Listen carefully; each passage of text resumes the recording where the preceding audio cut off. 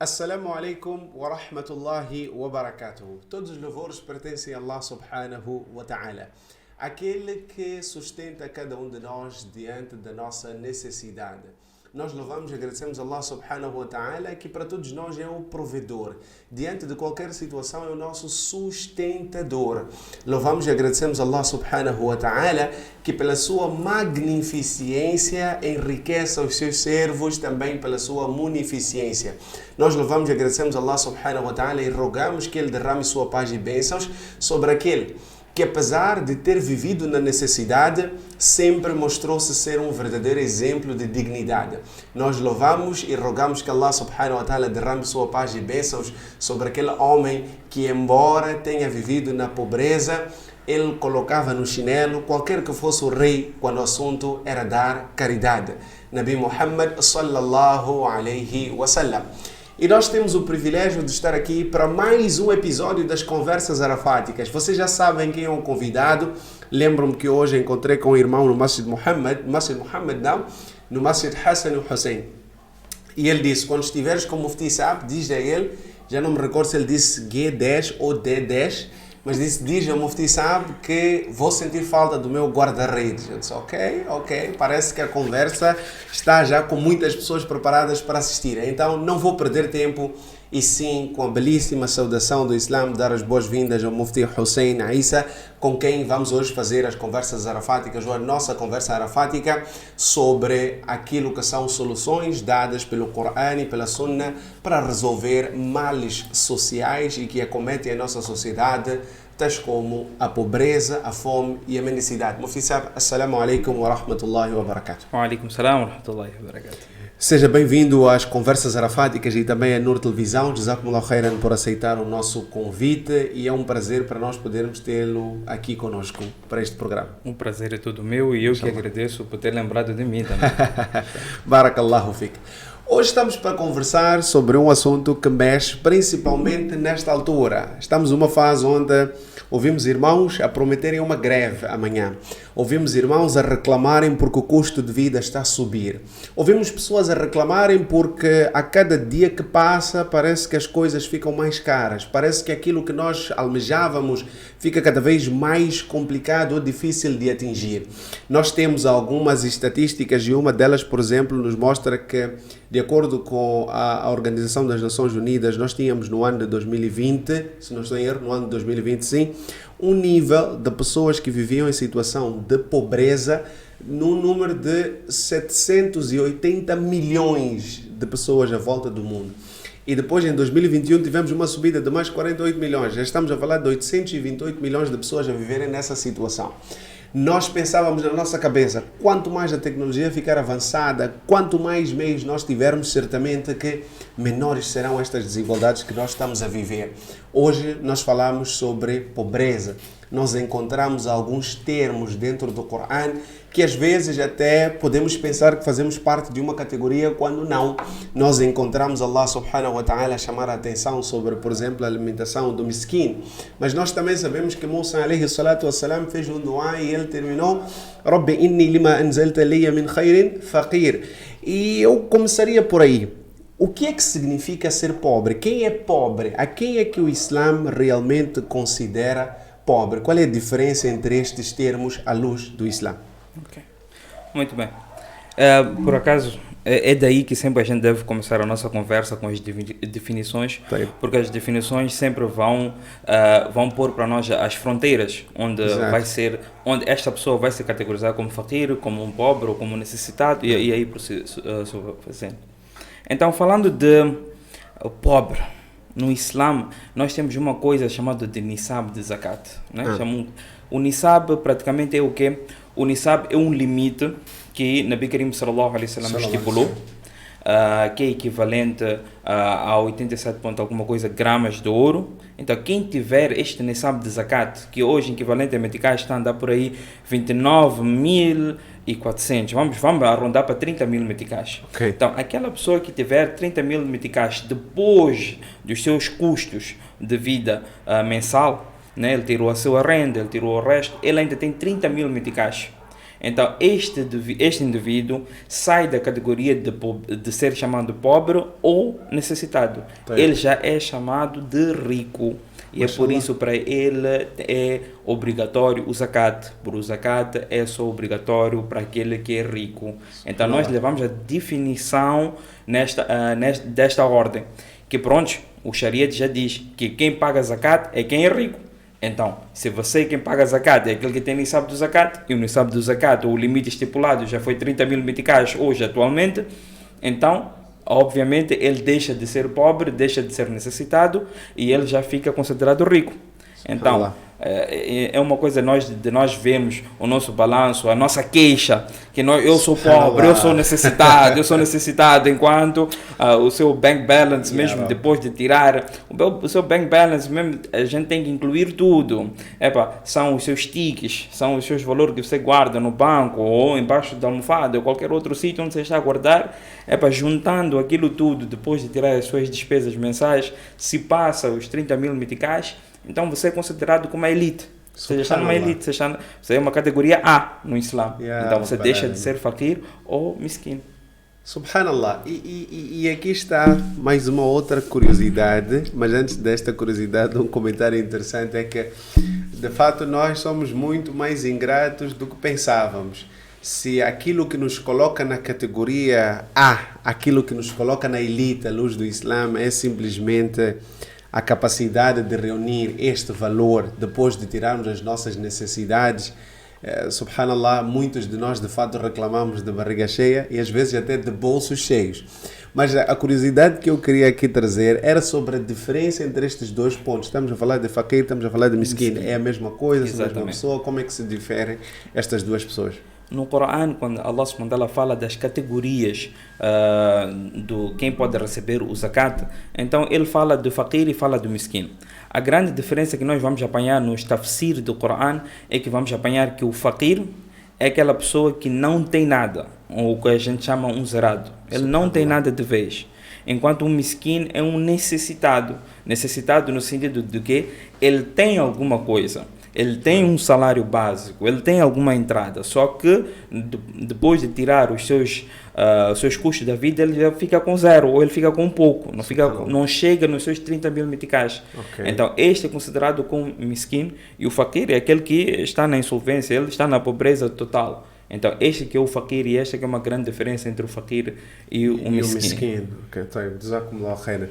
Agora, olhando para estes nossos dados, estamos a falar de milhões de pessoas que vivem numa situação, algumas delas, inclusive, de acordo com estes relatórios que estávamos aqui a mencionar, algumas delas na situação mesmo de fakir, na situação, segundo as estatísticas mostram, houve aquelas que desenvolveram problemas, por exemplo, de atrofiamento dos seus membros por causa de falta de comer, e houve aquelas que chegaram até a perder as suas vidas. Nós vemos uma situação onde a desigualdade é uma coisa que, quer dizer, está em todos os lados, subhanallah. Temos pessoas que têm muito, em contrapartida temos pessoas que não têm nada. O que é que nós temos como solução? Existe alguma solução que nós podemos trazer para resolver este problema? Ok. Começando por aí, é que a gente temos que refletir uma coisa antes, em termos de Corão, em termos de Sharia. Exato. Que é a parte, nós estamos a falar aquilo que é sustento, o que é árabe nós falamos que é da parte do risco, que é a parte que Allah, e quem é responsável de dar o risco para qualquer um, é somente Allah subhanahu wa ta'ala. Allah subhanahu wa ta'ala já disse no Corão: وَمَا مِنْ دَابَةٍ فِي الْأَرْضِ إِلَّا عَلَى اللَّهِ رِزْقُهَا, que a responsabilidade de dar a qualquer, seja ele humano ou qualquer outro animal, para quem é a responsabilidade de dar o risco é somente Allah subhanahu wa ta'ala. Uma coisa interessante que tu falaste, que na estatística tu disseste que a tecnologia está a avançar, então a pobreza deveria diminuir. Sim. Então, como a pobreza não está a diminuir, a tecnologia está a avançar. Esta é uma prova clara que somente quem controla o risco no mundo inteiro é Allah subhanahu wa ta'ala. Porque se fossem os humanos, então nós já deveríamos estar a melhorar. Devia não ser a piorar. Proporcional. Exatamente. Quanto mais desenvolvemos, menos problemas devemos ter. Mas aí é que diz que quem dá o risco é somente Allah subhanahu wa ta'ala. E esse é o fato. que a gente, nós temos que pôr em mente, nós, especialmente nós como muçulmanos, que o risco vem somente da parte de Allah subhanahu wa ta'ala. Desde que tu nasceste até o fim da sua vida. A tua morte não pode chegar até que teu risco acabe. Sem o teu risco acabar, a tua morte não há de chegar. Então, quando o teu risco acabar, a tua morte vai chegar. Sem isso, ela não chega. Então, o risco vem somente da parte de Allah subhanahu wa ta'ala. Depois, o acesso a um risco é uma coisa interessante, porque é uma coisa que muita gente pode ter acesso, mas não tirar proveito do acesso. Subhanallah. A pessoa pode ser muito rico, mas ele não conseguir comer. E nós conhecemos indivíduos que eles, para terem um corpo melhor, não conseguiram fazer dieta, foram fazer redução do estômago, podem agora ficarem milionários, querem comer, mas não conseguem comer. Comem um pouco, já estão cheios, já não conseguem comer mais uma sobremesa, já não conseguem comer mais aquilo e mais outro. E os outros? Allah subhanahu wa ta'ala que dá risco. Há outras pessoas sem meios, o risco chega para eles. Falando nisso, nessa Hajj teve uma história interessante sobre o atum. O atum. Ele leu sobre o atum. E foi interessante. É que a pessoa levou o atum, são 3 amigos, um disse eu vou levar atum, outro disse vou levar pão. E não vamos contar nada para o terceiro. Para quê? Para quando chegar no Muzdalifa, à noite do Muzdalifa, vamos fazer um piquenique. Então chegam lá, antes de chegar, quando saem do Arafat, não do Arafat lá, né? Quando estão a sair do Arafat, então eles, por causa da logística, meteram eles em 2 machibomos diferentes. Eles pensaram, tá bom, quando chegamos lá, vamos se encontrar. Um levou pão, outro levou atum. Chegaram lá em Muzdalifa, os 2 caminhões, os 2 machibomos foram de diferentes sítios. Então o outro disse, comer pão sozinho também não anima. O outro disse, eu tenho atum, mas comer o atum sozinho também não anima. E o atum fez o Hajj com eles também, andou com eles, até que chegou outra vez em Mina, e quando ele disse, bem, onde você estava? Eu disse, eu estava lá naquela tenda. Eu estava nessa, agora vamos lá comer, onde está? Aquele terceiro também anda lá, vamos lá comer todos juntos.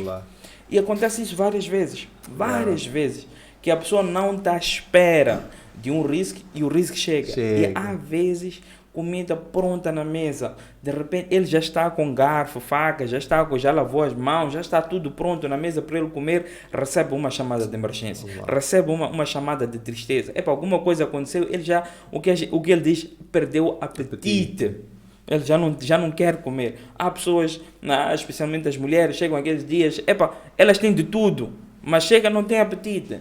Quantas vezes, Arafat, uma pessoa chega à noite, ele tem fome, não é que não tem fome, está com fome, chega na geladeira, abre a geleira, vê, tem ovo, tem leite, tem tudo, tem todos os ingredientes, mas ele diz, não me apetece. Subhanallah. Fecha a geladeira. Volta outra vez a abrir para ver se alguma coisa cozinhou-se. Sozinho automático. Abre outra vez. Olha para lá dentro. Não apanha. Fecha. Volta. O que é isso? É Allah subhanahu wa ta'ala não estar naquele momento, estar pronto para dar a ele aquele risco. Mesmo se ele tem acesso. E há muita gente sem acesso. Allah subhanahu wa ta'ala está a dar risco. Você vê na história de Maryam alayhi salam, esta é a nossa crença. Allah subhanahu wa ta'ala, quando diz da história de Maryam alayhi salam, ela está num quarto fechado. E mesmo assim Allah subhanahu wa ta'ala está a dar a ela risco. Até o profeta Yahya se perguntar, mas de onde você está a receber estes todos riscos? Aí ela diz que não, vem da parte de Allah subhanahu wa ta'ala. Estatísticas estão aí, é muito certo. Mas a nossa crença é que se eu hoje não comi, é por causa de Allah subhanahu wa ta'ala. É somente por causa de Allah subhanahu wa ta'ala. Nós podemos falar muitos duás, podemos falar muitos ayats, recita isso, recita aquilo, mas você deve pensar, ou nós devemos pensar, que o nosso Nabi Karim sallallahu alaihi wasallam sabia mais. Sem dúvida. E ele estava mais próximo de Allah subhanahu wa ta'ala. Mesmo assim passou fome. É por quê? Porque o risco não estava escrito para ele naquele mesmo momento. E para si também é a mesmíssima coisa que vai acontecer. Se o teu risco não estiver escrito naquele momento, então nada fará que a comida poderá chegar assim. Este é um aspecto que estamos a falar do risco. O segundo aspecto é gerir o risco. Esse é outro aspecto. Gerir o risco pelo Islã é algo que deve ser feito. Deve ser feito. E isso nós aprendemos na história de quem? De Yusuf alayhi salam. Yusuf alayhi salam, enquanto ele estava na cadeia, então ele teve dois indivíduos que tiveram sonhos. Sim. Então ele interpretou os dois sonhos e disse para um deles que, olha, você vai sair, você vai ser libertado, mas você, quando sair, você vai servir o rei, não esquece de falar de mim. Mas ele saiu e ele esqueceu de Yusuf. Ele também é ser humano, ele esqueceu-se. Depois de alguns anos, Yusuf alayhi salam na cadeia, então o rei teve o sonho e todos pensavam que aquele sonho era uma coisa sem interpretação. Era uma coisa que era só do rei. Mas o rei sonhou várias vezes e pediu a interpretação e ninguém conseguia interpretar. Então falou, quem pode interpretar? Quem pode interpretar? Até que este indivíduo lembrou de Yusuf alayhi salam. Disse que, olha, eu também já tive um sonho estranho, alguém interpretou e acertou. Este indivíduo chama Yusuf, deixa eu lá ir para lá. Foi para lá, perdeu a interpretação e Yusuf alayhi salam interpretou. Disse que, olha, as 7 vacas que você está a sonhar, 7 vacas são gordas, outras são magras. É no sentido de os primeiros 7 anos são 7 anos gordos, são 7 anos verdes. Mashallah. É para pastar. Outros 7 anos são 7 anos difíceis. Então o que vocês devem fazer? Yusuf alayhi salam está a dar a solução, não só interpretou. Yusuf alayhi salam conhecia quem é Allah subhanahu wa ta'ala. Yusuf alayhi salam podia dizer, não preocupa, quem dá risco é Allah. Não, Yusuf alayhi salam disse, não. Vocês, desses 7 anos que vocês vão colher, vocês devem comer pouco.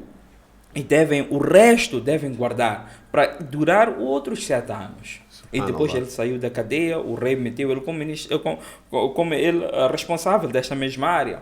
Exato. Então com isto a gente vê ou entende que gerir risco é uma coisa que está dentro do Islã.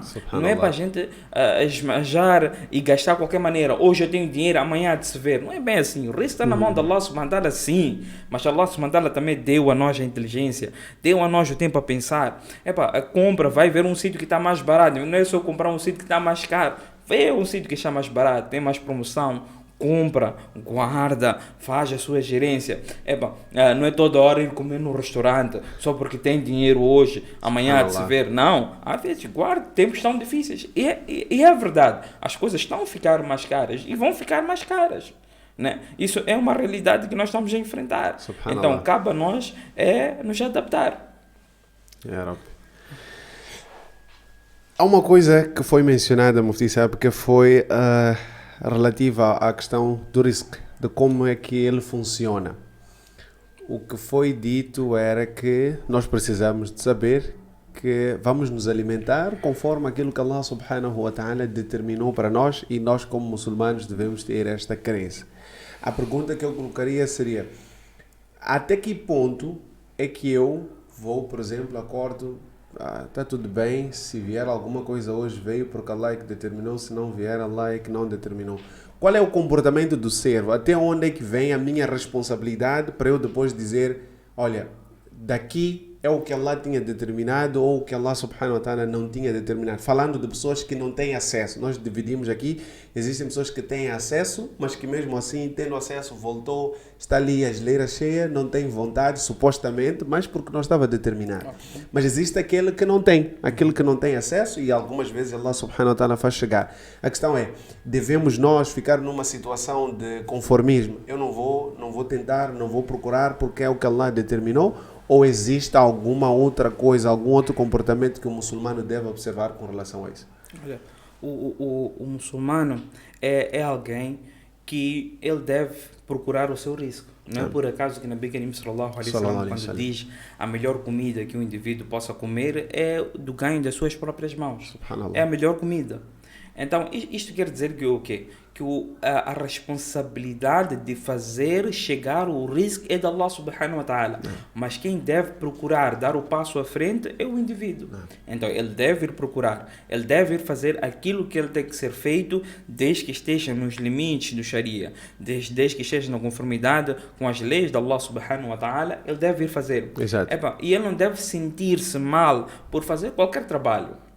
Desde que aquele trabalho seja honesto, seja da parte do Sharia, ele deve fazer. Mesmo se é para lavar o carro, se aquilo está a dar risco, ele deve fazer aquilo com orgulho. Porque é aquilo que está a dar o seu risco. Ele não deve sentir a vergonha daquilo. Mas sim, ele deve procurar o seu risco. Esta é a responsabilidade de todos os indivíduos. Tem. E dentro daquilo que são os ensinamentos que nós encontramos no Corão e na tradição do nosso Nabi Karim sallallahu alaihi wasallam, como é que nós podemos interpretar, para não dizer como se explica o fato de nós termos um mundo onde existem pessoas que têm muito e termos pessoas que não têm quase nada? Principalmente porque nós, enquanto humanos, às vezes somos confrontados com esse tipo de perguntas, principalmente quando vamos conversar sobre o Deen ou queremos falar de Allah subhanahu wa ta'ala com quem não acredita em Allah subhanahu wa ta'ala. A primeira pergunta que a gente recebe é essa: qual Deus? Qual Deus? Se tem pessoas que estão aqui a morrer, estão a passar fome, como é que este Deus deixa isto acontecer? Então, o que é que o Corão e a tradição do Profeta sallallahu alaihi wasallam trazem para nós podermos compreender este fenômeno de alguns terem e outros não? Okay. Logo, a gente acredita no todos os ayahs do Corão. Allah subhanahu wa ta'ala diz: "Wallahu faddala ba'dakum ala ba'din fi rizq." A essência dessa toda conversa é que o rizq quem dá é somente Allah subhanahu wa ta'ala. E o rizq é uma dádiva de Allah subhanahu wa ta'ala. O rizq é uma dádiva. Ter dinheiro, ter bens, etc. é uma dádiva de Allah subhanahu wa ta'ala para que Allah subhanahu wa ta'ala conceda a alguém. Agora, nós como seres humanos, como temos a autoridade de questionar Allah subhanahu wa ta'ala, como é que você pode dar alguém a mais ou pode dar alguém a menos? Nós não temos essa autoridade. Allah subhanahu wa ta'ala que é dono da sua criação, Allah subhanahu wa ta'ala que distribui a sua dádiva como ele quer e para quem ele quer. Exato. Um indivíduo, ele tem 1 milhão. Agora, ele quer dar a Arafat 200 mil, ele quer dar ao Mufti 10 mil meticais. Agora, como o terceiro vai questionar, mas você é injusto. Mas dinheiro é meu, eu vou dar a quem eu quero, como eu quero. Né? Então, como é que a gente pode questionar Allah subhanahu wa ta'ala? Dádiva é de Allah, ne'mat é de Allah. Ou como você vai dizer, Allah, mas acho que alguma coisa você não estava a pensar bem aí. Né? Que você deu aquela a mais, você deu aquela a menos. Então, esta parte, se nós entendermos isso, então já não vai haver essa questão. Sem dúvida. É que nós tentamos usar o raciocínio humano. Pois. Em vez de ver que quem é da autoridade e de quem é as coisas é da Allah subhanahu wa ta'ala. Allah subhanahu wa ta'ala distribui como fazer e como ele quer. Então a gente não tem como questionar. Mas de facto que nós, às vezes, por vezes, nós vemos a pessoa que tem muito dinheiro, mas depois nós não vemos o que está atrás da cortina. Que com aquele dinheiro ele pode ter vindo muito stress, pode ter vindo muitos outros problemas que ele está a enfrentar, que um outro indivíduo não ia conseguir enfrentar. Se Allah subhanahu wa ta'ala desse o mesmo dinheiro ou a mesma riqueza para um indivíduo de uma classe baixa, ele pode, muito provável, ele até chegar ao ponto de descrer Allah subhanahu wa ta'ala, não conseguir lidar com tanta riqueza que Allah subhanahu wa ta'ala deu a ele. E a mesma forma, Allah subhanahu wa ta'ala pode ser que aquele outro indivíduo que está na classe A, Allah subhanahu wa ta'ala, se desse ele a pobreza, ele pode ser de tal maneira, ele receber aquela pobreza, de tal maneira que pode ter levado ele para o mal. Então, Allah subhanahu wa ta'ala sabe a quem ele está a dar. É assim, o propósito do ser humano neste mundo é nós estarmos mais próximos com Allah subhanahu wa ta'ala. E mesmo a riqueza tem que ser um meio para nós estar mais próximos a Allah subhanahu wa ta'ala. Isto aconteceu no tempo de Nabi Karim sallallahu alaihi wasallam. Certos sahabas, eles foram ter com o profeta. Eles disseram: Ya Rasul, estes ansares, estes muhajirin, estes outros que já são muito ricos, eles vão levar toda a recompensa. Nós estamos a ficar sem nada. Então o profeta disse: tá bom, recita lá isto, vocês vão ganhar muito. Então eles fizeram. Só que aqueles sahabas também ouviram. Eles começaram a recitar a mesma coisa. Então aqueles outra vez sahabas foram ter com o profeta, disse a Rasul, eles ouviram o mesmo dhikr, eles estão a fazer o mesmo dhikr. Então, diz lá outra coisa. Então o profeta disse: não, eu já não vou dizer nada, porque isto são fadl, são ni'mat de Allah subhanahu wa ta'ala. Allah dá quem ele quer, como ele quer. Então ele deve usar aquele ni'mat para chegar ao próximo de Allah subhanahu wa ta'ala. E aí está a riqueza que nós estamos a ver. É assim, um pai, ele tem um queijo, mas ele divide esse queijo, em um queijo ele dá para seu filho e o outro ele põe na ratoeira. Qual é a diferença? A diferença é que ele deu o primeiro para o filho com amor, e o segundo ele deu com uma ratoeira para pegar o rato. Então, a mesma riqueza, nós temos que ter cuidado. Há indivíduos que Allah subhanahu wa ta'ala deu a mais como adab. E a outros Allah subhanahu wa ta'ala deu como ni'mat. Você veja só, a pior das coisas é a pessoa no dia de Qiyamah é que ninguém vai conseguir mexer o seu pé sem ser questionado. De onde você ganhou o seu risco? Essa é a primeira pergunta. Onde você entrou? Onde você foi ganhar? E segundo, onde você foi gastar? Né? É por isso, diz, os Sahaba radiallahu ta'ala an, hoje, os indivíduos que não tiveram muita riqueza neste mundo, eles vão ser os primeiros a entrar no Jannat. Por quê? Porque ele não tem muito ajuste de conta. Estes que tiveram também vão ter mais ajuste de conta. Então, essa desigualdade que a gente fala, tem muito que a gente pensar. Se realmente queremos que seja a mesma coisa. Subhanallah. E depois nós devemos deixar que quem fez essa distribuição é Allah subhanahu wa ta'ala. E Allah subhanahu wa ta'ala fez perfeito para que esse mundo mantesse em um balanço perfeito. Porque senão, se houvesse uma igualdade, então quem ia ser patrão de quem? Quem ia empregar a quem? Quem ia precisar de quem? Onde estaria o canalizador? Onde estaria o pedreiro? Onde estaria a pessoa que precisa do hotel? Quem ia trabalhar dentro de um hotel? Se ninguém precisa, todos têm o dinheiro. Então, é uma coisa de a gente ter um raciocínio. É que é bonito de ver todos todos com o mesmo dinheiro. Exato. Mas há de ser difícil ter um balanço social, né? Isso é uma coisa de a gente ver. E a quarta coisa que eu gostaria de falar é que mesmo se a gente tivermos... Vamos lá. Hoje, Allah subhanahu wa ta'ala diz, ok, vamos lá provar a essas pessoas que eles sozinhos vão voltar a essa desigualdade. Eles sozinhos. Vamos lá meter 1 milhão de meticais na conta deles. Vamos lá pagar todas as dívidas deles. Vamos já pagar. Vamos começar de zero. E cada um recebe 1 milhão de meticais na conta dele. Então o que vai acontecer? Vai acontecer o quê? Que uma pessoa, um indivíduo que não tinha nada, ele vai ficar feliz. Que hoje eu tenho 1 milhão de meticais. Eu não tenho conta, não tenho nada, estou feliz. Alhamdulillah. E você vai apanhar uma pessoa que é rica, que era rica, que tinha muito dinheiro, tinha 10, 20 bilhões. Ele vai olhar para a conta dele e vai dizer, ei, onde foi? Eu já não tenho nada. Eu tenho 1 milhão de meticais. E agora, o que eu vou fazer? Agora, onde está a diferença? Aquele indivíduo que recebeu 1 milhão de meticais, aquele da classe baixa, ele vai dizer, ok, eu já estou bem, vamos lá dar um braai.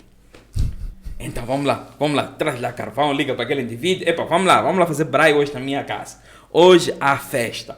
Então ele vai comprar a carne, ele vai comprar todas aquelas coisas que precisam para fazer uma boa festa. Depois já chegar um tempo que ele já não vai ter 1 milhão, ele vai ter menos que 1 milhão. E as despesas não acabam. A saúde é uma coisa que a doença, aparece daqui para aqui. Exato. Situações aparecem todos os dias. Não é que o mundo parou. Allah, vamos lá dizer, Allah só deu um restart button. Pronto, pisou só para hoje. Todos têm 1 milhão, sem nenhum problema. Mas amanhã já tem outro problema. Amanhã alguém vai precisar de um canalizador. Amanhã alguma coisa estragou. Botija de gás, acabou o gás, tem que ir comprar, etc, etc. Ele vai estar a tirar das suas contas, ele vai tirar da sua conta. Agora, aquele que tinha 1 milhão da classe A, ele vai dizer, esses pais aqui querem fazer festa, eu estou ouvindo todos querem fazer festa. Ok. Ele vai pegar 1 milhão, vai mandar um caminhão, vai comprar carvão. Exato. Vai comprar carne, vai para o quê? Vai montar uma banca e vai começar a vender. Para quê? Para amanhã ele sair daquele 1 milhão, para ele chegar onde ele está. Então, quem cria essa desigualdade não é Allah subhanahu wa ta'ala. Somos nós mesmos. Subhanallah. Subhanallah. O Adam Amis está a dizer, eu estou bem assim mesmo, pobre. Uma coisa interessante que eu gostei muito no meio da explicação do Mufti Hussein tem que ver com aquilo que era preocupação dos sahabas. Eles foram ter com o profeta sallallahu alaihi wasallam para reclamar porque nós fazemos, aqueles fazem, mas eles também dão sadaqa. É interessante perceber que a reclamação deles não é pede Allah para nos dar a mesma riqueza que eles têm, nós queremos ter mais recompensa. Quer dizer, a preocupação está sempre em ganhar mais diante de Allah, mas não ter mais perante as pessoas, subhanallah. E esta é outra ideia que é uma coisa que muitas vezes nos falta, é lembrar que enquanto seres humanos, no dia de juízo final, não podemos dar nenhum passo sem responder sobre onde ganhamos e onde é que despendemos a nossa riqueza, e sem dúvida que são aspectos que nos fazem ponderar mais e melhor se realmente queremos que essas desigualdades desapareçam. De fato, Allah subhanahu wa ta'ala é aquele que detém o tesouro, é aquele que detém a riqueza, e quem deve escolher como dar, como distribuir é Ele. E ainda mais bonito é lembrar que por vezes a condição financeira que eu tenho é aquela que é ideal para que eu me mantenha próximo de Allah subhanahu wa ta'ala, porque eu posso até querer. Asa an takrahu shay'an wa huwa khayrun lakum wa asa an tuhibbu shay'an wa huwa sharrun lakum. Nós podemos detestar enquanto é bom, podemos amar enquanto é mau. Quem sabe é Allah subhanahu wa ta'ala e nós não sabemos. Agora, dentro daquilo que é o Coran, dentro daquilo que é a Sunna, o que é que nós encontramos como metodologia exata? Nós sabemos, por exemplo, que temos um método que foi mencionado logo no início, que é o zakat. Até que ponto é que o zakat pode aparecer como uma solução para estes problemas que nós estamos a viver? Pobreza, fome, mendicidade. Ok. Falando de zakat, de princípio logo, de início, o zakat é o ibadah de Allah subhanahu wa ta'ala. É uma adoração, é um dos pilares do Islã. Né? Então, tudo que é ibadah, Tarafat, eu devo fazer para o agrado de Allah subhanahu wa ta'ala. Esta aqui é uma coisa que a gente... há pessoas que dão o zakat, eles tendem a pensar que o zakat é uma ajuda humanitária. Não. É aí que está errado. Porque se ele dar zakat como ajuda humanitária, então, mais cedo ou mais tarde, ele sempre quer um obrigado.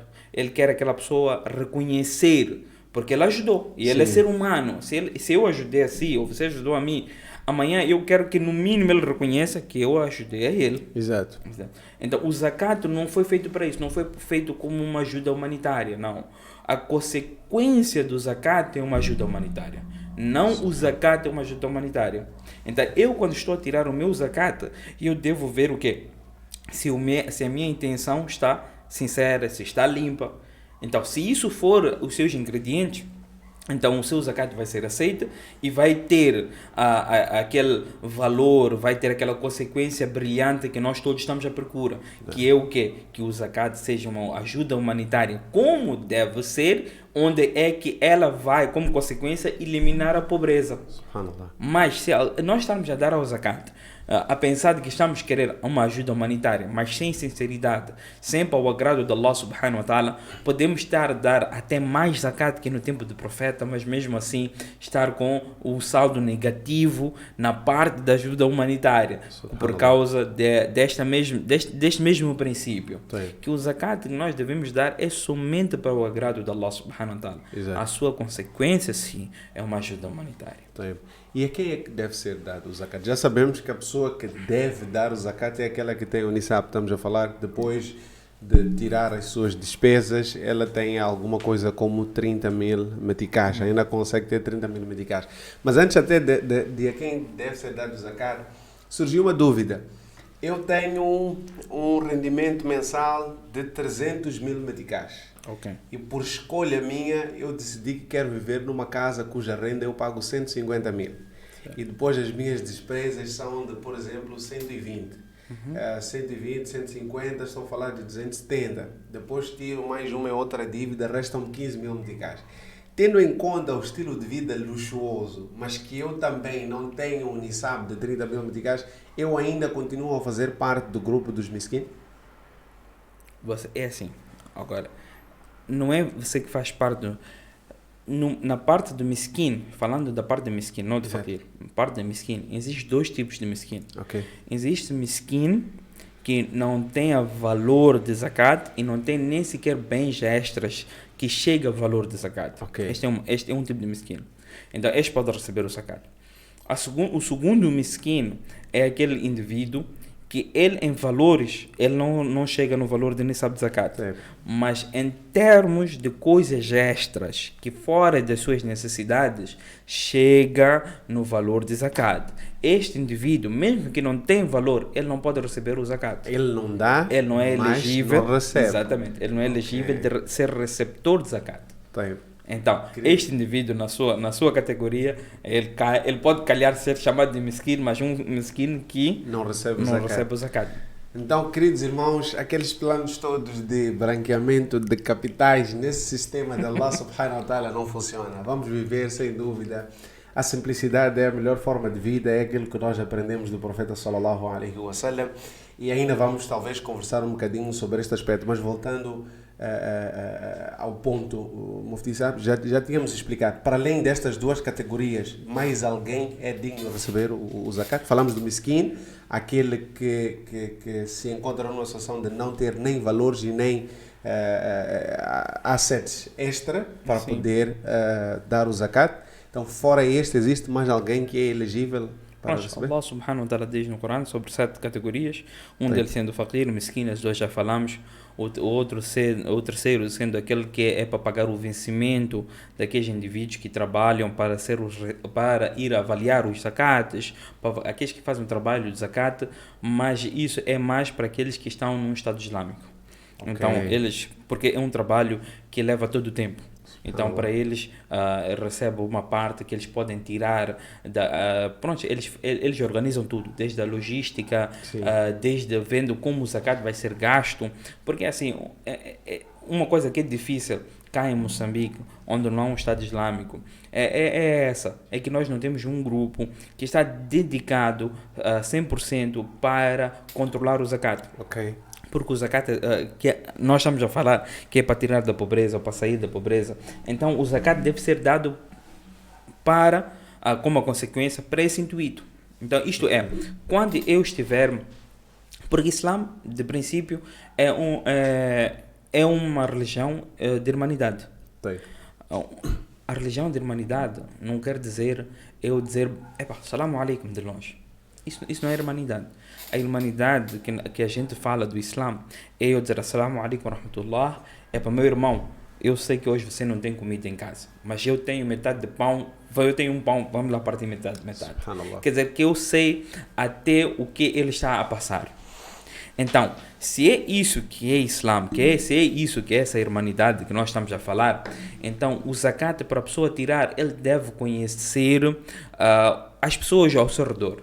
É por isso que nós, os ulamás, nós falamos várias vezes, não é só dar a instituições, não é só chegar, meu zakat está aqui, vai lá, entrega lá. Não, isso derrota 100%, como chama, a razão pela qual você está a tirar o zakat. Não é só chegar, está aqui na madrasa, está aqui, dá lá zakat. Não, é você conhecer os indivíduos, interagir com eles, saber quais são as necessidades deles. Arafat, se eu dizer assim, que eu... Desde que eu acabei meu curso da Alim, para abrir nossa organização, Darul Fitah Ummati, recebemos zakat, doamos zakat também. E nós já fomos, antes de nós darmos zakat, nós mandamos um grupo de Molana, para ir lá, sentar, conversar com o indivíduo que vai receber o zakat, para nós entendermos o que ele está a precisar. E várias vezes, não é uma, duas vezes, várias vezes, nós já encontramos em casa dos indivíduos mobílias que não faz sentido ele ter. Um exemplo, fomos a uma casa, apanhamos 2 guarda-fados de louças e ele não tem louça, mas ele tem 2 guarda-fados de louça. Mas nós falamos, esses 2 guarda-fados por quê? Naquela conversa já tínhamos mais amizade. Sim. Ele disse que um indivíduo falou para mim, um irmão muçulmano, falou para mim, vem lá levar, é meu zakat. Agora eu ia para chegar para ele e dizer, eu já tenho, vou fazer o quê? Eu disse, o que eu ia fazer? Levei. Então o indivíduo não sabe o que o outro está a passar. O zakat não é para você tirar teu estoque mono. Só porque o teu estoque não está a sair. Ainda bem, está no zakat. Pronto, acabou. É aí onde está. Nós estamos a tirar zakat como deve ser. Claro. Agora, na parte do Estado Islâmico, eles têm indivíduos que chegam perante si. Eles vão contabilizar para si. Ok, tu tiveres, esse é teu rendimento. Tudo bem, o teu zakat, depois de tirar as tuas dívidas, etc., é essa. Vais querer tirar em valor, vai querer entrar em estoque. Estoque, ok. Qual é o estoque que nós vamos disponibilizar? O estoque que nós queremos mandar para aquele país ou para aquele indivíduo. Nós estamos a precisar este material. Ok, tudo bem, tu vais dar este material. Muito bem. Então, esta toda logística, é preciso, são valores, são tempo que ele está a gastar, etc. Então, esse valor vai se tirar de onde? Então, no Estado Islâmico, é tirado do zakat. E esse é um grande desafio que nós temos cá, onde não temos o Estado Islâmico. Né? Então, pronto. Atenção, quando estamos a falar de Estado Islâmico, não é aquele que vocês ouvem ali a fazer atrocidade. Estamos a falar de um Estado que é orientado pelas regras do Corão e da Sunna, pela Sharia. Então, este é um termo, mas que não interpretem mal, nós sabemos que somos acompanhados por pessoas de diversas partes do mundo, então quando pedimos ou quando falamos de Estado Islâmico não é nesse sentido, é importante deixar aqui este esclarecimento. Então já temos Mufti Saab, Faqir, Miskin, temos agora aqueles que são responsáveis pelo controle, pela supervisão do processo de zakat, e quais são as outras categorias? O outro é aquele coração que ele estava inclinado para o Islã. Ele, às vezes o coração, por ser humano, às vezes quando há um incentivo monetário, então ele às vezes ele recai mais para o Islã, né? E isso, o outro também era os escravos, porque há escravos que os mestres diziam, tá bom, vai trabalhar, sim, e vai trazer o valor e paga a sua liberdade. Sua liberdade vai custar, um exemplo, 10 mil. Então ele tem que trabalhar e pagar. Mas só que é para ele a custar. Então ele pode chegar perto de alguém para dar, empresta seu zakat, ou dar seu zakat para eu conseguir pagar a minha liberdade. Esse também é um deles. Outro é aquela fisabilillah, no caminho de Allah subhanahu wa ta'ala. E o último é aquele viajante que, embora ele seja rico no seu país ou na sua cidade, mas naquele momento onde ele está a viajar, ele já não tem valores. E ele não tem como ceder a sua conta também. Ele não tem como tirar valores. Então, naquele momento, ele é pobre. Então, naquele momento, ele pode receber valor de zakat. Um exemplo. Ele está a viajar num outro país. Ele foi viajar, ele passou lá no Sudão. Com o carro dele, Land Cruiser dele, Fiat X, novo modelo. Mas chegou lá, aqueceu o motor, parou o carro. Celular não tem roaming, não tem crédito. A empresa dele não trabalha, a Visa dele não está a trabalhar. Agora ele está a dizer para aquele indivíduo que vai, empresta lá dinheiro. E eu sou muito rico, eu vou pagar você. Então Arafat diz, eu não te conheço, você me diz que é rico, eu nem sei se carro é teu ou não é teu, eu não sei. Mas olha, eu vou te ajudar de uma maneira. Eu tenho dinheiro de zakat, você não precisa me devolver, leva, resolve o teu assunto, muito bem. Então, será que ele pode receber? Então a resposta é sim, ele pode receber. Embora ele seja rico, para sair daquele problema que ele está. Jazakumullah khairan. Temos aqui algumas perguntas. Jéssica Satari e Tarsila Moussa, não se preocupem, as vossas questões já estão anotadas e vamos sim fazer chegar ao nosso Mufti, inshallah, para nos poder ajudar a compreender. Temos muitas pessoas, já encontramos aqui um desafio, estamos num país, por exemplo, no nosso caso, mas existem países, por exemplo, que são orientados ou são países literalmente islâmicos, que se fazem reger pela Sharia. No entanto, nós temos, por exemplo, no nosso país e vários outros, onde as pessoas tiram zakat, mas estas desigualdades ainda continuam. Por um lado, já percebemos que é algo que muitas vezes é até pelo nosso próprio benefício. A questão é, Mufti Saab acredita que alguma coisa está a falhar naquilo que é o processo de pagar zakat? Há quem não está a pagar, há quem está a pagar mal, estamos a pagar menos. Quais são os elementos que podem estar a concorrer para essa situação? Este tema é um tema muito complexo. Mas só para dizer que eu aqui acabei de falar, é que nós ao tirarmos zakat, nós sabemos porque que nós estamos a tirar zakat. Nós sabemos como tirarmos zakat. Nós sabemos calcular o nosso zakat. Mas um exemplo, vai apanhar, chega no mês de Ramadã, você vai dar à mesma família 10 kits, de 10 famílias diferentes, que estão a 10 pessoas que têm que tirar zakat. Estão a tirar os mesmos tipos de kit, a entregar à mesma família. Então, ele só recebe kits. E os kits dele não estão a ajudar em nada, exceto matar fome para aquele mês. E ele, para aquela... Um exemplo, aquela pessoa era melhor se tivesse ajudado em abrir uma banca, ou se tivesse ajudado em pagar renda da casa, ou ajudar em pagar alguma dívida dela, ou assim sucessivamente. É por isso que é importante, antes de dar zakat, conhecer a quem o seu zakat está a chegar e conhecer as necessidades do indivíduo. Wallahi, a gente fica a pensar que lá no norte, outros sítios estão a sofrer. Eu estou a dizer, eu sou a testemunha. Nós aqui na cidade, capital, aqui perto, nós já vimos pessoas a dormirem nos sítios que quase lágrimas só saíam. Professores de escolas, profissionais. Nós quando víamos casa dele, nós até arrepiávamos de dizer, você dorme aqui. Disse sim, nós temos imãs, molanas, que o Arafat, eu fui ver a casa dele, que ele dormia durante anos numa barraca, sabe uma barraca aquelas metálicas? Ele dormia, ele e 3 filhos dele naquela mesma barraca. Subhanallah. Anos e anos. Há várias coisas, mas ele recebe zakat, mas recebe zakat de quê? De kit. Não recebe de zakat. Chega a Corban, recebe 1 quilo de carne, assim sucessivamente. Não, eu estou a fazer muita boa coisa. Aquele monana tem que respeitar, porque quando chega Ramadan, eu estou ali para lhe dar.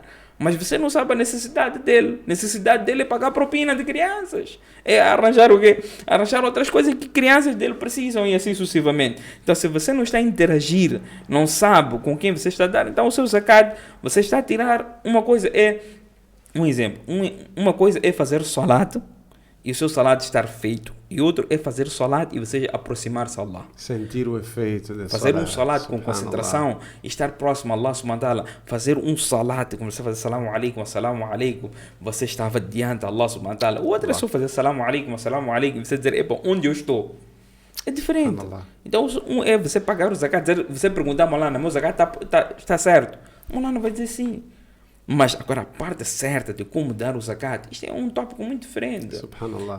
A parte quando eu estava a dizer de gerir o zakat, existem esses grupos, porque mesmo se a gente dá negócio, não é só dar negócio, é ajudar eles a gerir o negócio. Muitos deles, eles têm sonho de ter uma banca, mas eles não sabem gerir aquela banca.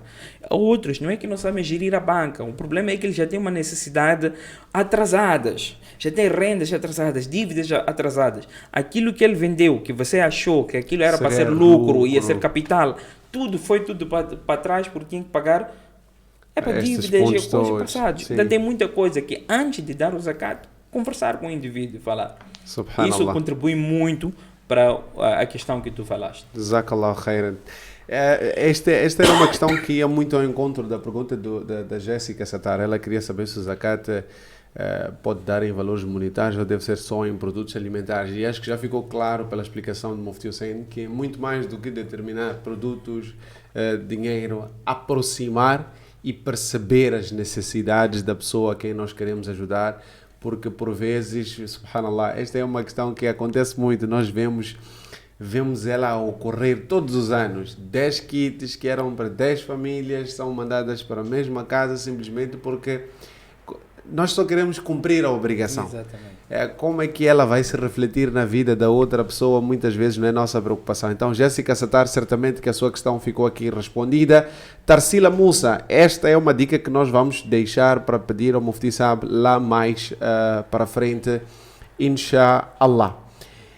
Temos uma situação muito comum, que é o de alguns irmãos, sexta-feira, às vezes não é só sexta-feira, qualquer altura que nós vamos ao masjid, perfilados ali na entrada, a pedir alguma coisa, a pedir alguma esmola. E esta é uma questão até que, para além de quem está do outro lado, eu até tenho por interesse pessoal, nós vemos às vezes nos semáforos, estamos ali estacionados ou à espera do semáforo abrir, aparece alguém, às vezes é uma criança, às vezes é um idoso. E muito recentemente, inclusive no nosso país, ouvimos falar de uma lei que proibia de tirar alguma coisa para estas pessoas e tudo mais. E muitas vezes vem a emoção. Também eu não quero dar, eu não vou dar porque não posso dar, mas eu olho para a pessoa, tem a idade da minha avó, eu olho para ela, estou a imaginar, e se fosse a minha avó naquela condição? O que é que o Islã nos orienta sobre como é que nós devemos lidar com estas pessoas? Que basicamente estamos a falar do problema de mendicidade. Eu que tenho, ainda que seja pouco, mas que sou confrontado com quem está a pedir, o que é que o Islã me orienta a fazer perante estas pessoas?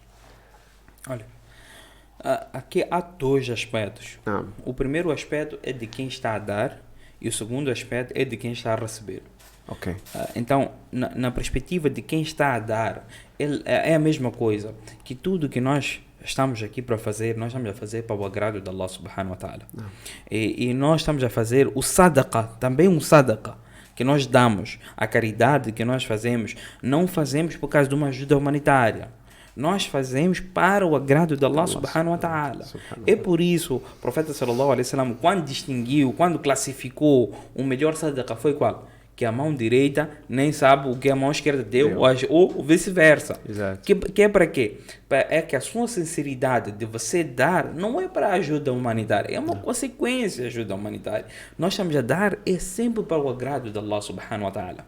Então, onde você puder dar e onde você quiser dar, você dá sadaqah por algumas das razões. Uma das duas razões.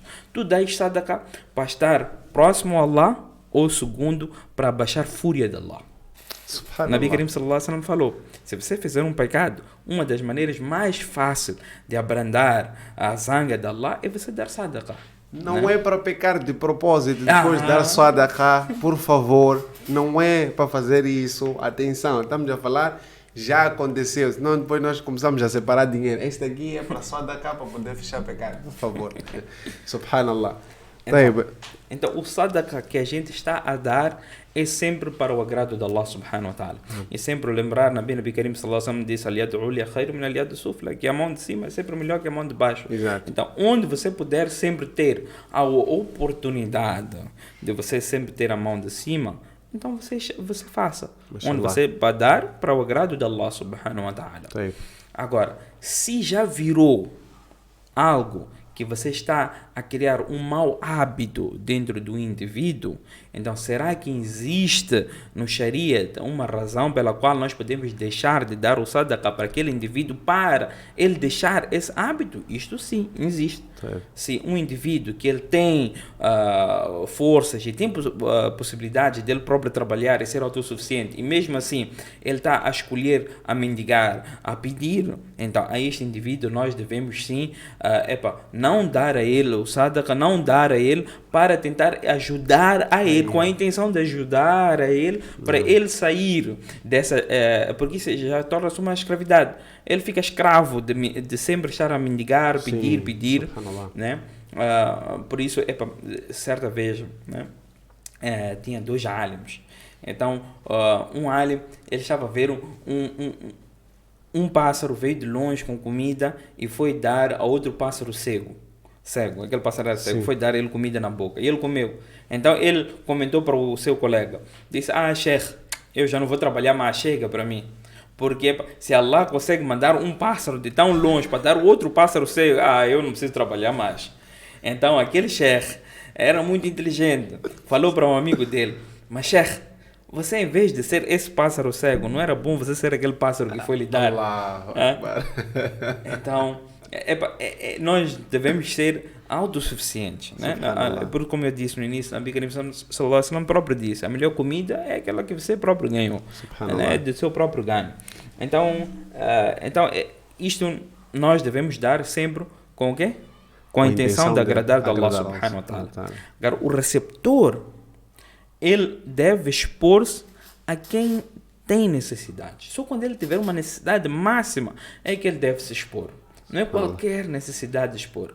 Porque aquele que... Nabi Karim sallallahu alaihi wasallam falou num hadith muito interessante que a gente pode levar depois o significado e pôr no negativo e a gente tirar as suas conclusões. Nabi Karim sallallahu alaihi wasallam falou num hadith que vem no Bukhari Muslim, os Ansar, radiallahu ta'ala, eles vieram para o profeta dizendo, estamos a pedir algo. Então o profeta deu. Depois vieram outra vez, estamos a pedir algo. O profeta deu. Estamos a pedir algo. O profeta deu e esgotou. Então eles vieram outra vez. O profeta, estamos a pedir algo. Então o profeta disse, nós já não tenho mais aqui no Beitul Mal, no tesouro, né? Já não tenho mais. Mas se eu tivesse, eu ia dar. Mas lembrem de uma coisa, é aí onde eu queria chegar. O profeta disse assim, aqueles que procurem independência, Allah vai dar. Então, agora, raciocina no sentido negativo, o oposto. E aquele que não procurar, então Allah subhanahu wa ta'ala vai pôr ele nesse ciclo dele querer toda hora a pedir. E a coisa interessante, uma coisa muito interessante que eu queria deixar aqui, é que Allah subhanahu wa ta'ala gosta tanto do indivíduo que ele, mesmo com dificuldades, ele não expõe as suas dificuldades, ele deixa Mas mesmo assim, ele está a obedecer a ordens de Allah, que Allah subhanahu wa ta'ala até fala deste indivíduo no Coran. Allah subhanahu wa ta'ala diz no Surah Baqarah, na ayah 273, Allah subhanahu wa ta'ala fala deste indivíduo. للفقراء الذين احصروا في سبيل الله لا يستطيعون ضربا في الأرض يحسبهم الجاهل أغنياء من التعفف تعرفهم بسيماهم لا يسألون إلحافا. Que este indivíduo, ele é fakir. Nós falamos miskin, fakir. Ele é fakir. Allah subhanahu wa ta'ala já está a dizer, ele é fakir. Mas ele não consegue viajar, não tem meios, ele não consegue procurar mais valores para ele mesmo. Mas Allah usou a palavra jahil, que nós traduzimos de ignorantes. Sim. Porque os ignorantes da situação dele acham dele de ser rico, minatafuf, porque ele não pede, ele não está aí a mendigar. Diz, este indivíduo é que vocês devem procurar a ele pelos sinais de fome, pelos sinais que este indivíduo está a passar algum problema. Este indivíduo é que você deve dar o sadaqah. Esse é o melhor indivíduo entre eles. Allah subhanahu wa ta'ala gosta tanto desta qualidade, até pôs eles no Coran. Subhanallah. Subhanallah. Ya Rabbal Alamin. A mão de cima é melhor do que aquela que está por baixo. Portanto, aquele que dá é melhor do que aquele que recebe. É nossa responsabilidade procurar estes sinais. Acho que recordo-me de uma vez ter acompanhado uma série, provavelmente no ano passado, do Sheikh Omar Suleiman, onde ele falava, ano passado, onde ele falava sobre o profeta Muhammad sallallahu alaihi wasallam, e ele contava o episódio que ocorreu com Abu Huraira, radiyallahu anhu, onde o profeta sallam viu a ele e percebeu que ele estava com fome, mas ele não pediu ao profeta sallam. O profeta olhou para ele e isto foi suficiente para perceber que este indivíduo está em necessidade. Mas aí voltamos ao ponto. O profeta conhecia as pessoas. Isto é que era a irmandade da irmandade. Ele conhecia a característica, a qualidade, a situação de cada um dos seus companheiros, a ponto de só de olhar para eles perceber que situação é que ele está a passar e o que é que ele está a precisar. A Jéssica voltava aqui a perguntar se o comerciante deve obrigatoriamente dar o zakat em dinheiro, e voltamos à questão, Jéssica. Mufti Saab explicou. O primeiro ponto é sempre este: perceber a necessidade da pessoa. Porque, como vimos, já houve quem recebeu como zakat uma estante igual à qual ele já tinha em casa. Mas porque nós entendemos que é o que eu tenho para dar, ou é o que eu quero dar, demos, e simplesmente não valeu para nada, não ajudou a este indivíduo a resolver o seu problema, a resolver a sua necessidade. Há uma questão aqui que foi colocada, Mufti Saab, que é sobre benefícios mundanos. Nós sabemos que tudo quanto fazemos-lo com o objetivo de alcançar a satisfação de Allah subhanahu wa ta'ala, e já ouvimos aqui, por exemplo, para além da satisfação de Allah subhanahu wa ta'ala, dar caridade é uma das formas que nós encontramos de acalmar a fúria de Allah subhanahu wa ta'ala. Mas do ponto de vista mundano, aqui na nossa vida, no nosso material, existe algum benefício que a pessoa pode colher a partir do zakat? O zakat, o benefício sempre existe. Exato. Porque Allah subhanahu wa ta'ala disse: e o sadaqat eu vou multiplicar. O haram, que é o riba, eu vou abaixar. Exato. Eu vou aniquilar o haram. Mas o zakat, o sadaqa, eu vou duplicar. Subhanallah. Né? Eu vou aumentar aquilo que você entregou, seja aqui no mundo ou como na vida do além. E isso que a gente precisa ainda mais. Então Allah subhanahu wa ta'ala diz que aquele que dar, eu vou aumentar para si. Subhanallah. Então há benefício mundano sim, de tirar a sua própria riqueza. Exato. Você sabe qual é o perigo que existe para a pessoa que não tem o devido cuidado na gestão do zakat? Nem preciso de falar tanto, porque depois ele, quando recebe zakat do indivíduo, aquilo torna-se uma pertença na mão dele. E a pertença ele tem que ser dado ao indivíduo ou como deve ser. E quando ele não dar como deve ser, então aquilo torna uma dívida. Ele está a decepcionar a pessoa que deu a ele, que deu ele, como confiou nele. Exato. E Nabi Karim sallallahu alaihi wasallam disse: aquele que decepcionar, esse não faz parte do meu ummah. E aquele que morrer com dívida não vai entrar no Jannah. Allahu Akbar. Então esse que recebe o zakat para dar em nome dos outros, ele tem maior responsabilidade. Mas com isso tudo não dissolve a responsabilidade da pessoa que tem que dar zakat. Isto é, se eu estou a dar meu zakat para a Nur TV entregar o zakat a quem eles quiserem. Exato. Então, não fica, eu não posso ficar relaxado. Eu já dei no TV, acabou o assunto. A minha responsabilidade acabou. Não, não é assim que as coisas devem acontecer. A responsabilidade ainda é sua. A responsabilidade ainda é sua de você ir procurar saber. Eu procuro ligar para Arafat. Arafat, como é que é meu zakat? Já deixa ou não deixa? Deixa quem? Como é que deixa? Eu devo saber, eu tenho que ter um reporte. Eu devo pedir um reporte da distribuição do meu zakat. Um é eu confiar. Eu confiei, você deu, mas se você não dar, eu no dia de Qiyamah também vou ser questionado. O problema é que eu no dia de Qiyamah, quando eu ser questionado, só ser questionado por Allah já é um perigo. Subhanallah. Não sei se está a perceber. Mesmo que eu tenha uma resposta, não, eu dei Arafat anda aqui, vamos lá, você tem que responder agora. Mas esse stress que vai ser dado no Qiyamah já é muito.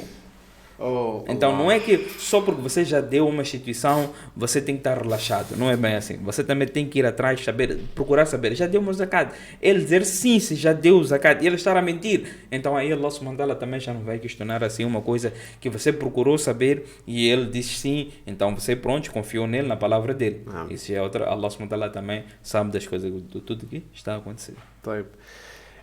Para dar zakat, nós precisamos de ter nisab.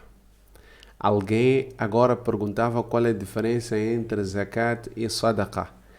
Para além de pedir o Mufti para nos ajudar a perceber a diferença entre o zakat e sadaqa, eu gostava de perguntar, é preciso algum nisab? Eu preciso de ser rico para dar caridade à luz do Islã? Ok. Nós temos uma coisa, é mais fácil da gente perceber em termos de salat.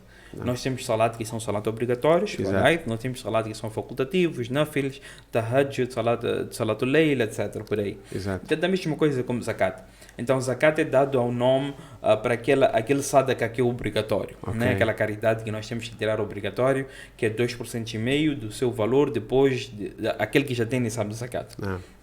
Então, esse é chamado de zakat. Depois nós temos outra coisa que é o sadaqa, que é o wajib, que é o obrigatório, que é sadaqatul fitr. O sadaqatul fitr é aquele sadaqa que é tirado no Eid al-Fitr, aquele indivíduo que tem o valor do nisab.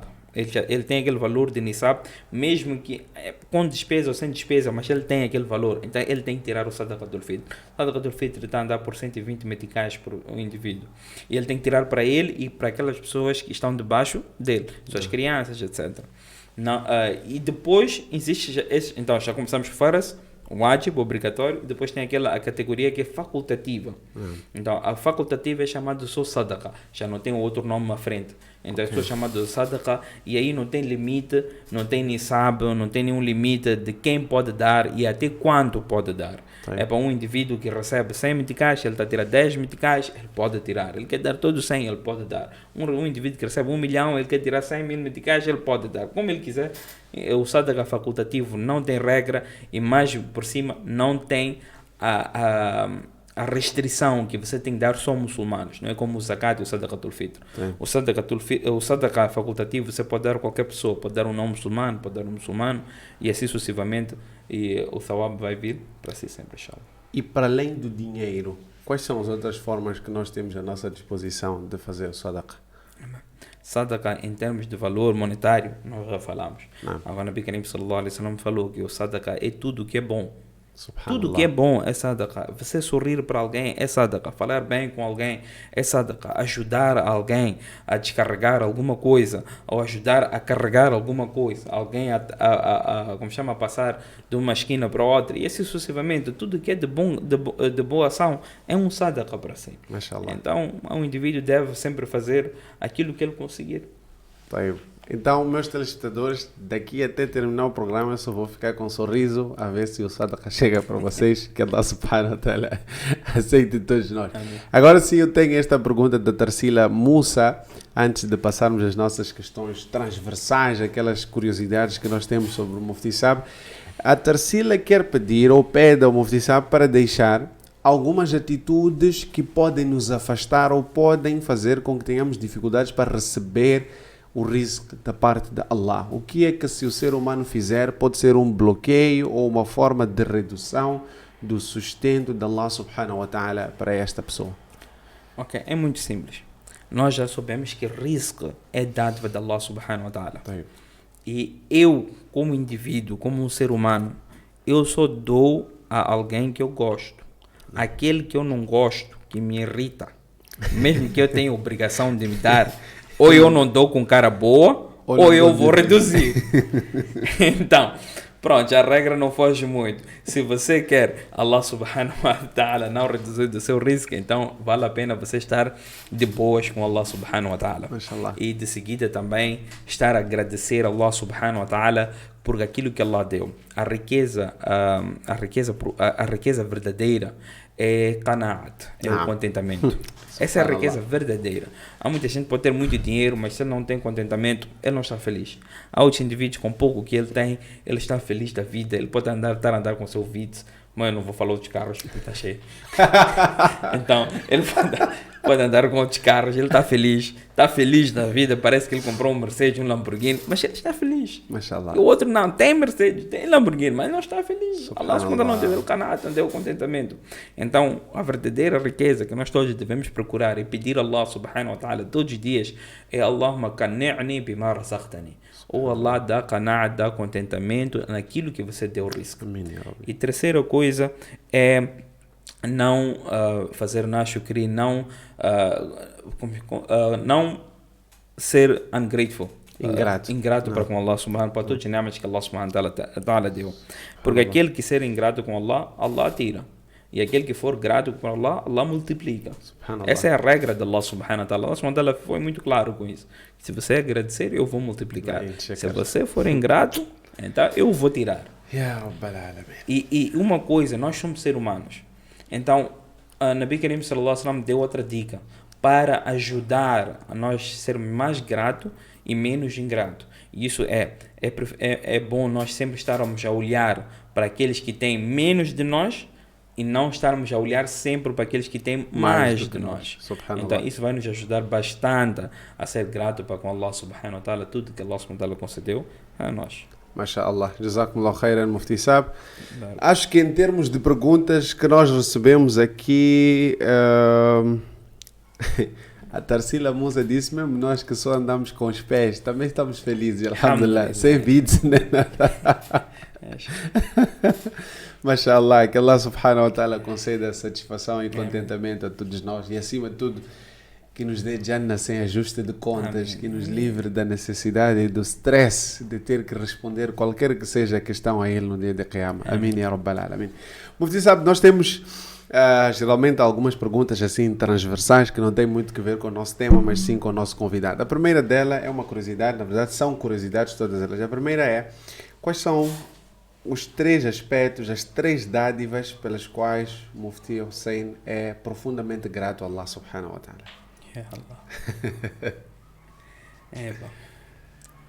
Eu nunca contei, né, mas nunca contei. Nós temos, é simples, a gente só diz Alhamdulillah ala kulli ni'ma, Alhamdulillah ala kulli ni'ma. Acho que é mais fácil que de estar aí a contarmos os ni'mas e estarmos a baixar ou rebaixar algum outro ni'ma. Porque quando, costuma-se dizer assim, né, aqui a saúde é uma coroa que só o doente consegue ver. Então isto é traduzido em todos os aspectos. Em todos os aspectos de ni'mas de Allah. Muitas das vezes a gente acha, eu sem aquilo eu consigo viver, eu estaria bem. Mas sem aquilo, quando aquilo acontece, quando você não tem aquilo, você sente a falta daquilo. Então não tem como a gente estar mesmo a ver aquele ni'mat ou este. Mas alhamdulillah, todos os ni'mas que Allah deu, todos os dias a gente só levanta a dizer alhamdulillah e também adormece, tem que dizer alhamdulillah. Jazakallah khair. Uma outra curiosidade que nós temos é sobre algum livro que tenha lido, que tenha gostado e que recomendaria a quem está a assistir a acompanhar. Em que língua? Um livro que eu li há pouco tempo em português foi sobre os 10 passos como educar o seu filho. como subhanallah. Já não lembro bem o autor, Tá. mas é um livro que está escrito 10 passos como educar o seu filho. Achei é um livro excelente, é um filho, porque nós nós no Islã, muitas das vezes nós temos a tendência de sempre olhar os direitos dos pais. Exato. Que os pais não devem receber esse direito, aquele direito e assim sucessivamente, e nós esquecemos que nós, como pai, como devemos atuar para com os nossos filhos. Exato. Especialmente a história de Ibrahim alayhi salam, uma das coisas que a gente tira da história da vida de Ibrahim alayhi salam é que Ibrahim alayhi salam foi um pai excelente. Mashallah. Que até o ponto que o filho estava pronto para confiar na decisão do seu pai Ibrahim alayhi salam, mesmo que o raciocínio foi contra. Né? Este é que era o pai. Então, este é um livro que eu li há pouco tempo e eu acho que é muito interessante. Mashallah, jazakumullah khair. E se Mufti tivesse que descrever esta conversa em poucas palavras, o que é que significou esta conversa para si? Eu acho que é uma conversa muito produtiva. Mashallah. Eu acho que é uma conversa que é necessário de nós conversarmos, falarmos desse assunto, porque é uma coisa que a gente sempre pensa, que não, que a responsabilidade ou a desigualdade é da Allah. Onde está o errado? Não. Né? Onde estaria o errado se nós todos tivemos mesmo risco? E nós pensamos, muita coisa. Acho que aqui nós tiramos como dar o zakat, onde nós estamos a falhar com o zakat, como nós devemos procurar o nosso risco. Mendigar não é sempre a solução. Mendigar deve ser só a necessidade. Mas nós devemos procurar sempre o nosso próprio risco, desde que ela seja o risco halal. Nós não tivemos tempo, mas aqui lembrei muito tem quanto tempo? Não, esteja à vontade. Então, deixa eu contar muito rapidamente a história de Hazrat Abdurrahman bin Auf radiallahu anhu. Hazrat Abdurrahman bin Auf radiallahu ta'ala anhu, Arafat, ele é um dos 10 mubashara. Quer dizer, um daqueles 10 sahabas que Nabi Karim sallallahu alaihi wasallam disse a ele numa só sentada que esses vão para Jannat. Então Hazrat Abdurrahman bin Auf radiallahu ta'ala anhu era um deles. Hazrat Abdurrahman bin Auf radiallahu ta'ala anhu, ele nasceu em Meca. E nasceu numa família rica. Ele nasceu bem. Ele estava bem lá. Ele cresceu com seu pai, aprendeu a fazer um negócio com seu pai. Muito bem. Depois de ele, até antes disso, deixa eu falar, quando Hazrat Abdurrahman bin Auf radiallahu ta'ala anhu perdeu a sua vida e eles tiveram que contar o valor que ele deixou para a herança em só dinares, estamos a falar moedas de ouro. Quanto você acha que ele deixou? Vai, quanto? Mais ou menos.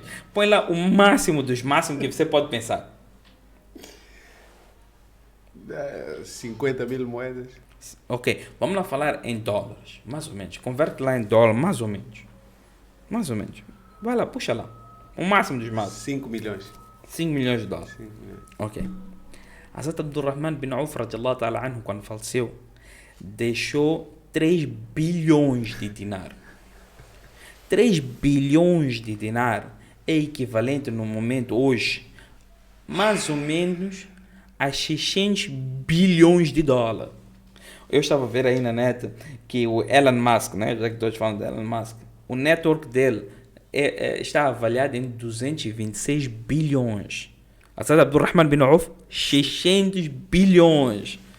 Mas Elon Musk, 226 bilhões. Você ainda pode juntar a ele Bill Gates. Bill Gates está nos 126 bilhões. Você juntar Bill Gates, juntar Elon Musk, mesmo assim não chega no network de Hazrat Abdurrahman bin Auf. E Hazrat Abdurrahman bin Auf é quem? Um dos 10 mubashara. Não é qualquer. Então ele, quando saiu de Meca, quando foi para Medina Munawwara, adivinha lá, deixou tudo. Chegou em Medina 0. Não levou nenhum dinheiro de lá. Ele começou, esses 600 bilhões que nós estamos a falar, ele começou depois de Hijra. Não começou com antes. Começou de 0. E a coisa interessante, muito interessante, foi que naquele tempo Nabi Karim sallallahu alaihi wasallam criou uma irmanidade, né, entre os Muhajirin e os Ansar. Exato. Então, Abdurrahman bin Auf foi dado a um indivíduo que é chamado de Sa'd, radiallahu ta'ala anhu, Sa'd bin Arbiya. Foi dado a ele como para ser irmão dele.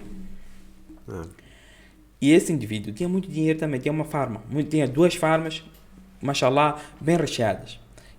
Então ele foi para Abdurrahman bin Auf e disse para Abdurrahman, olha, eu aceito você como meu irmão e eu estou pronto, escolhe lá qual das formas você quer. Eu vou esvaziar tudo que é meu, fica lá com ela.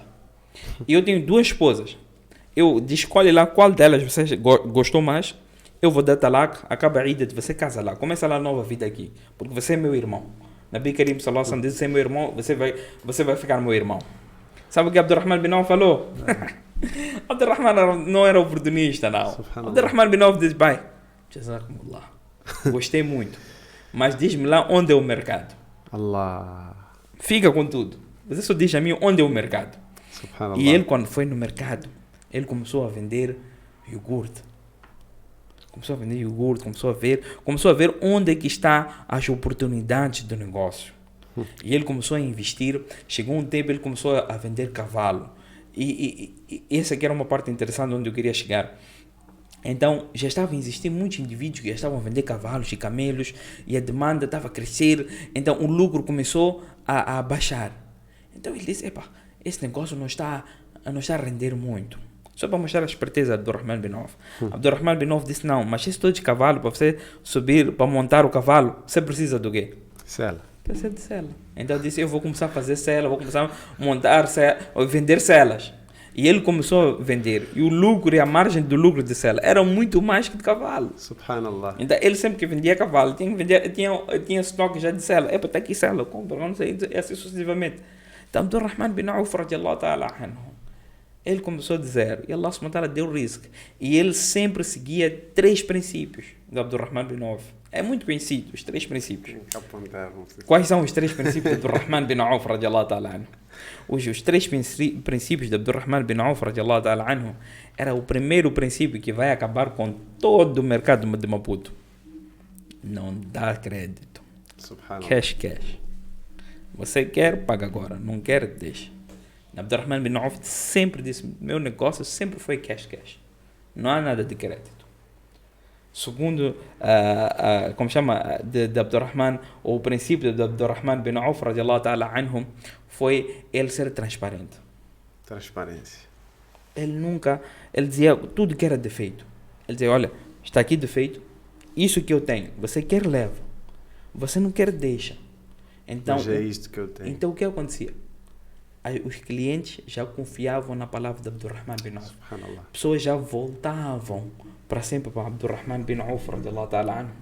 E a terceira, como chama? O terceiro princípio de Abdurrahman bin Auf, radiallahu ta'ala anhu, único que eu escrevi para eu não esquecer também. Fiquei a falar, olhei a sua cara e eu esqueci. Não, eu apontei algum lado. Logo o terceiro, subhanallah. Eu apontei algum lado, eu não posso deixar escapar este. Eu quando estava a falar, eu lembrei, alguma coisa que fizemos e eu esqueci. Lembra uma situação do Laylatul Qadr. O professor Sallam já tinha informação, de repente encontrou as pessoas ali naquela confusão e já não estava lá. Alhamdulillah. E a terceira, o terceiro é que Abdurrahman bin Auf sempre dizia que ele nunca esperava por um lucro maior. Se aquele negócio está a dar algum lucro, ele vendia.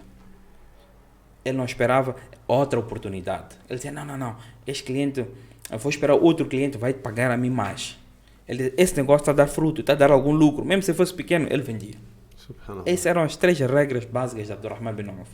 Nunca dava crédito, sempre era cash. E segundo, era um negócio, está aqui, está presente. Mesmo se era lucro pequeno, ele vendia. Não esperava de um lucro maior. E terceiro, era o quê? Transparência. Esse era o código de Abdurrahman bin Auf. Subhanallah. Ya Rabbal Alamin. Aqui aprendemos, principalmente para vocês que pensavam que não se fala de negócio, não se fala de comércio. Eu sou muçulmano, meu trabalho é viver só dentro do masjid. Estamos aqui a falar de indivíduos a quem Allah subhanahu wa ta'ala deu tudo a partir do nada.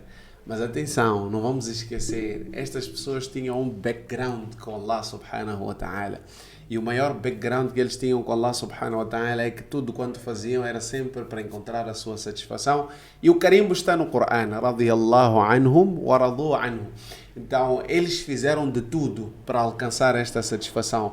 Existem aqueles, inclusive, dos teólogos que dizem no lugar de fazermos o salat ou a adoração para entrar no Jannah, nós devíamos fazer todas as adorações somente para alcançar a satisfação de Allah subhanahu wa ta'ala e deixarmos que seja a satisfação de Allah aquilo que vai ser o motivo da nossa entrada no paraíso. Subhanallah, mesmo para terminar, muitas vezes por causa da necessidade, nós acabamos escolhendo expor a nossa situação. O Mufti estava aqui a explicar. Estas pessoas são chamadas a fazer isso somente em caso de necessidade extrema. O Islã mostra-nos uma conduta diferente. É uma história que eu acompanhei a ser contada diretamente pela pessoa que passou por ela, se não estou em erro mesmo, do Dubai, Emirados Árabes Unidos. E diz que num belo dia, não me sentia muito bem, era uma pessoa muito rica mesmo. Num belo dia eu não me senti muito bem, preferi caminhar um bocadinho do quarteirão onde eu vivia até um outro masjid. Tinha um masjid perto de casa, mas nesse dia decidi fazer salat num masjid um pouco mais distante para conseguir caminhar. Quando eu cheguei nesse masjid, eu fiz o salat, acho que era a hora de salat al-Asr. Depois do salat, eu terminei e vi um irmão que estava a fazer dua com tanta concentração, com tanta conexão com Allah subhanahu wa ta'ala, que eu até senti ciúmes. Eu disse, não me lembro da última vez que eu estive tão conectado com Allah subhanahu wa ta'ala. Mas o homem fazia mesmo, estava entregue naquela ação. Ele diz que isto chamou-me tanta atenção que eu decidi esperar ele terminar o dua para depois abordar a ele. Aproximou-se dele, assalamu alaikum, meu irmão, olha, eu estou a ver que você está fazendo dua com tanta convicção, com tanta conexão. Provavelmente você está passando por alguma necessidade. O que é que você passa para que eu te possa ajudar? Olha, de fato, eu estava assim a pedir a Allah subhanahu wa ta'ala, estou com uma pequena situação, já não me recordo do valor exato, mas vou dizer assim, hipotético, estou a precisar de um valor como, por exemplo, 50 mil meticais. E o homem disse, só 50, não precisas de um pouco mais, eu posso dar 100. Ele disse, não, a minha necessidade é de 50 mil meticais. 50 mil meticais, tudo bem. Ele tirou 50 mil meticais e entregou a ele. Ele agradeceu. Quando estavam para se despedir, ele tirou o cartão dele. Olha, está aqui meu cartão. Qualquer coisa que você precisar, eu sou dono desta empresa. Allah. Você procura por mim, vem ter comigo, eu vou ajudar.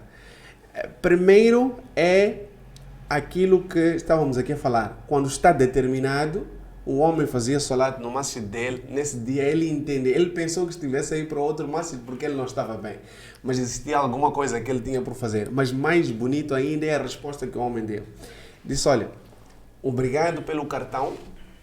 O mesmo Allah que te tirou da tua casa para você vir aqui para preencher minha necessidade, a próxima vez que eu tiver, eu vou pedir a ele. Se você tiver que vir até mim, você vir. Subhanallah. Toma cartão, toma número de telefone, é ligar, é direto. Tudo bem, estou passando necessidade. Não, nem isso eu quero. Eu quero continuar a pedir diretamente a Allah subhanahu wa ta'ala e Ele é quem vai determinar quem e como é que vai ser satisfeita a minha necessidade. Então, o foco, aquilo que estávamos a dizer, Abdurrahman bin Auf, é só um exemplo. Estes indivíduos tinham intimidade com Allah subhanahu wa ta'ala e este deve ser o nosso foco. Aprendemos bastante, principalmente sobre esta questão do zakat e, acima de tudo, sobre o nosso comportamento com relação a este ato de adoração. Uma coisa que não me está a sair da cabeça desde que foi mencionado aqui pelo nosso convidado, Mufti Hussein, zakat não é para ser dado com o objetivo de ajuda humanitária. Esta tem que ser consequência. Zakat é um ato de adoração, é um dos pilares do nosso din e deve ser feito com a intenção correta, com o coração limpo e, acima de tudo, cumprindo aquilo que são as orientações do Coran e da Sunna. E, claro, é nossa responsabilidade procurar saber. E não vamos esquecer, muitas vezes nós falamos Islã, irmandade, irmandade, irmandade. Irmandade quando nós não sabemos sequer o que está a acontecer com o nosso vizinho. Subhanallah, eu ia recomendar, inclusive, todos nós, vamos voltar a assistir este programa amanhã, daqui a uma semana, mensalmente, para podermos limpar um pouquinho daquilo que são as nossas dúvidas e, acima de tudo, que sirva de lembrete para nós sermos cada vez mais perfeitos naquilo que é a adoração para com Allah subhanahu wa ta'ala. Antes de terminar, Mufti Saab, aqui é a regra, nós nunca deixamos os nossos convidados sair sem pedirmos um conselho. Conselho? Um conselho. Epa. Conselho é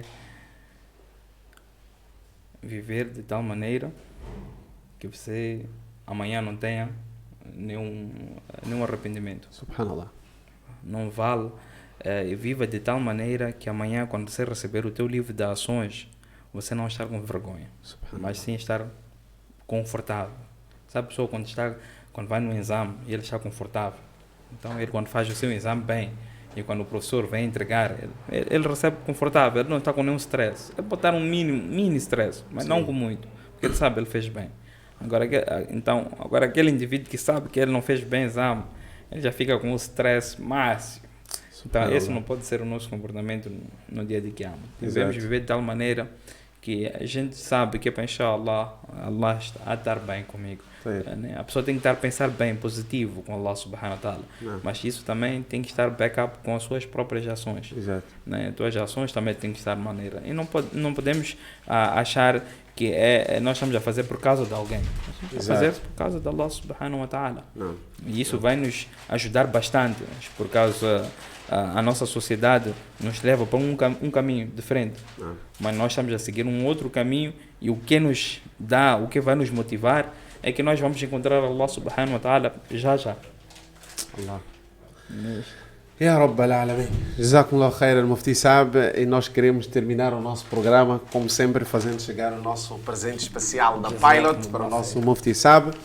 Queremos igualmente, para além da Pilot, que é um dos nossos patrocinadores aqui das Conversas Arafáticas, também endereçar o nosso agradecimento especial ao Maputo Repair Center. Queremos também agradecer a Empire Eletrodomésticos, Padaria e Pastelaria Cantinho do Brasil, Manuel Ruana Design, NT Arc and Design, e também, como não poderíamos esquecer, queremos agradecer ao restaurante que serve as melhores alitas picantes desta cidade. E não esqueçam, sábado é dia de acerta e ganha, inshallah, e é dia de ganhar voucher de 1000 meticais para comer ali mesmo as melhores alitas picantes, inshallah. Não esqueçam que amanhã às 9 tem Al-Bidaya, o começo do seu dia, 9 horas, em direto na Nur Televisão, e mais tarde, se não estou em erro, 18 horas, produção? 18 horas? Programa Al-Maida com Lukman Safir. Fiquem todos bem, caríssimos telespectadores. Nós terminamos louvando e agradecendo a Allah subhanahu wa ta'ala pela dádiva que nos concedeu de podermos estar aqui para fazer mais um programa com e para vocês, e rogamos que Ele nos permita voltar na próxima semana, quando forem 20 horas, para mais um episódio das Conversas Arafáticas. Mufti Hussein, mais uma vez, Jazakumullah khairan por ter aceito o nosso convite. Esperamos que seja a primeira de muitas vezes que vamos ter a oportunidade de lhe receber, inshallah. Que assim seja. Amin ya Rabbi. Wassalamu alaikum wa rahmatullahi wa barakatuh. Amém.